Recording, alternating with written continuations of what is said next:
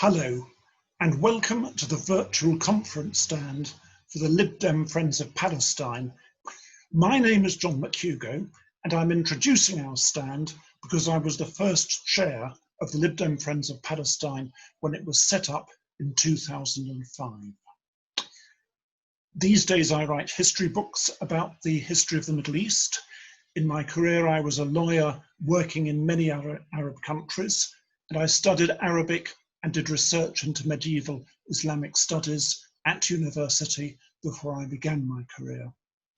And all that time, I've been constantly frustrated by the way in which the Arab world is perceived and thought of in this country. I'm sure you know exactly what I mean. I'm talking about Orientalism. I'm talking about stereotypes of fat oil sheikhs,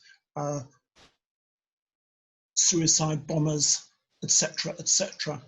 And that is only such a tiny part of the picture. The Arab world has many wonderful qualities. Arab people have a humanity that, quite frankly, in this country, we are in danger of losing. So why Palestine?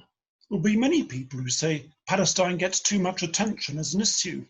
Well, I would be the first to agree that there are many other international issues we should be looking at. I'm quite involved in Syria, for instance, myself. And we all do what we can to help refugees. And we all do what we can to uphold the international rules-based system that is under such attack at the moment from the likes of Donald Trump. And international law is a vital part of that rules-based system. And we, as an international party, as the party of international law, must do all we can to enforce international law internationally. And when we were members of the European Union, and it's a great shame we no longer are, because it's diminished our standing on the world stage, it's diminished what we can do to help people in other countries. We fought within the whole framework of the EU for Palestinian rights, as the Lib Dem Friends of Palestine, that is. Now, why Palestine? Well, first of all, it is obviously a festering wound to this day. When you look at Trump's so-called peace plan, you can see that there is no chance of justice coming anytime soon. And until justice can come, peace will not. Britain has a very particular role here, because in 1923, we accepted the League of Nations mandate over Palestine. And the League of Nations mandate in Article 22 put a very important obligation on us.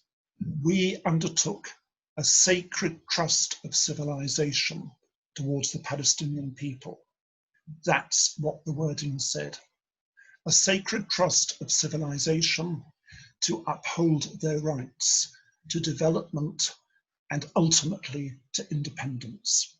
And we failed them because we finally walked away with our tails between our legs in 1948, abandoning the Palestinian people and everyone else there to their fate.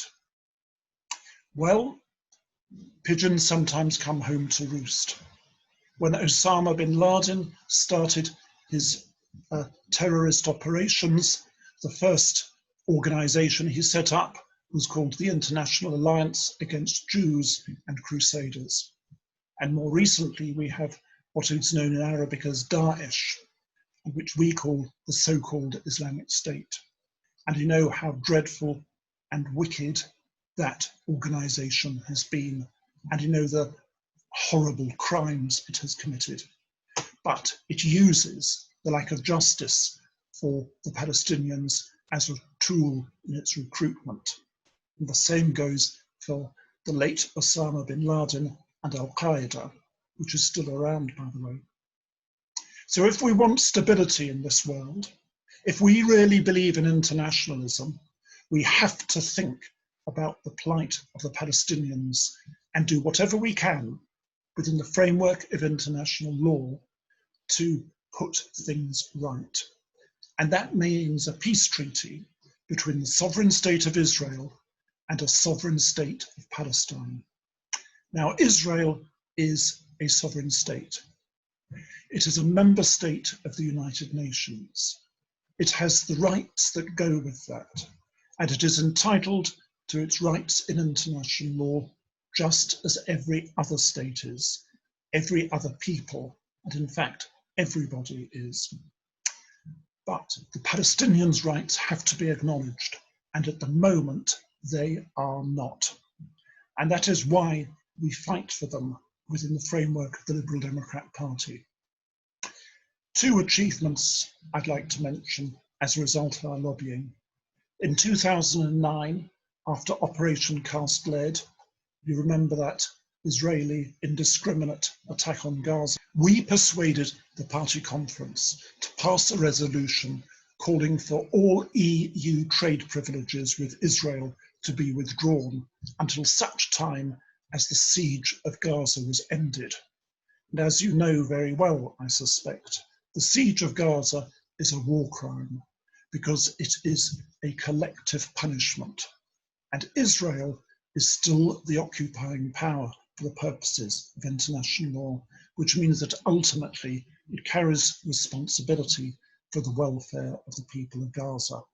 So we were very proud of that achievement, and all the more sorry, I should say, that we've left the EU. As I mentioned, it has diminished our influence no end. And our other achievement is for the party to back recognition of the sovereign state of Palestine now. No ifs or buts. A sovereign state of Palestine existing side by side with Israel, and for the two parties to negotiate a final treaty of peace, recognizing the rights and entitlements and obligations of each of them in international law. So we have achieved something for the Palestinians, and we could achieve a lot more. I very much hope that you will enjoy your visit to our virtual conference stand, and good luck.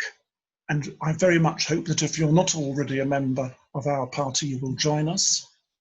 And if you are a member of our party, I hope you'll join us in the Lib Dem Friends of Palestine and help us fight for international peace and justice. Thank you very much for listening to me.